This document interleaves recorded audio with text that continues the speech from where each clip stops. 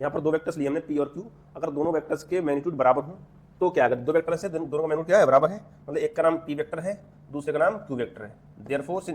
P vector equal to q vector in magnitude, that is mod, या इसको कह सकते हैं पी इक्वल टू क्यू, कह सकते नहीं। तो फार्मूला होता है आर स्क्वायर का, फार्मूला होता है r square equal to p square plus q square plus 2pq cos theta, है ना। Since p equal to q तो आर स्क्वायर क्या हो जाएगा पी स्क्वायर प्लस क्यू को भी p बोल दिया तो क्या होगा पी स्क्वायर प्लस 2p और क्यू को भी p बोला है cos थीटा, तो ये फार्मूला जाएगा p और p square 2p square plus 2p square cos theta. देखो r का फार्मूला जाएगा आर स्क्वायर जाएगा 2p स्क्वायर यहाँ पर ही है, 2p स्क्वायर यहाँ पर भी है, कॉमन ले लिया जाए तो 2p स्क्वायर बचेगा 1 प्लस cos थीटा। एक फार्मूला ट्रिग्नोमेट्री का होता है, सिंस 1 प्लस cos थीटा जो होता है वो होता है 2 cos स्क्वायर थीटा बाई 2, क्या होता है 2 cos स्क्वायर थीटा बाई 2। तो देखो यहाँ पर इस की वैल्यू क्या है, ये लगा देंगे पूरी, तो फार्मूला जाएगा r square equal to 2p square into 2 cos square theta by 2। देखिए 2 और 2 कॉमन हो जाएगा तो जाएगा 4 p square cos square theta by 2, और r निकालना है तो क्या करेंगे अंडर लगा देंगे पूरा, अंडर से बाहर आई स्क्वायर वाली चीज क्या है सिंगल हो जाती है, तो 4 का स्क्वायर क्या होगा 4 का रूट क्या होगा 2 होगा, p स्क्वायर का रूट p हो जाएगा, cos स्क्वायर का रूट cos हो जाएगा थीटा बाई 2, ये फार्मूला आपका रिटर्न का हो जाएगा, है ना। इसमें भी एक स्पेशल केस होता है, इसमें भी एक स्पेशल केस होता है, क्या केस होता है कि अगर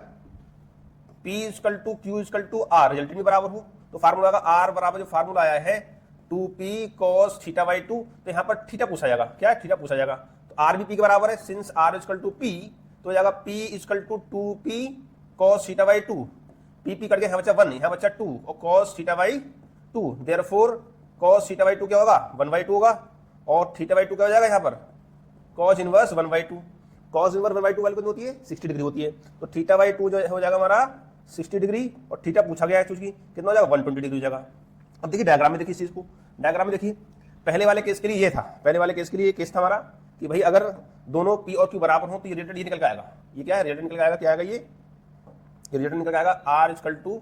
p प्लस q, और फार्मूला क्या आया था 2p cos थीटा बाई 2। अब कहा p और q दोनों बराबर है, जो कि r के बराबर भी है, p और q r के बराबर, r मतलब रिजल्ट के बराबर है, तो क्या होगा डायग्राम कैसे बनाएंगे, तो डायग्राम बनाने का तरीका क्या है देखिए, अब देखो तीनों वेक्टर को बराबर चाहिए, इक्वल चाहिए, अब दूसरा वेक्टर अगर ये लेंगे तो तीसरा ये आना चाहिए, जो कि बराबर नहीं आएगा तो कुछ इस तरह से लेंगे, देखिए कितना आया था हमारा 120 डिग्री आया था, 120 डिग्री कहां से फर्स्ट वेक्टर 120 क्या होगा, ये होगा, ये एंगल कितना होगा 120 डिग्री होगा, ये क्या होगा इसका रिजल्टेंट होगा, तो क्या होगा देखिए ये हमारा p वेक्टर है, ये q वेक्टर है और ये r वेक्टर है, तीनों बराबर कब आ रहे हैं हमारे, कब बराबर आ रहे हैं जब एंगल जो है इसका वो कितना है 120 डिग्री है, ये आपको याद भी रखना पड़ेगा, स्पेशल केस बहुत पूछा जाता है ना, तो एंगल कितना होगा, ये एंगल 120 यानी 120 डिग्री पर p q और r तीनों बराबर हो जाते हैं ना, और दोनों जब p और q बराबर होते हैं फार्मूला क्या आएगा, याद रखना वही formula 2p cos theta by 2, ठीक है, दोनों इंपोर्टेंट है, क्वेश्चन जरूर आता है इसका।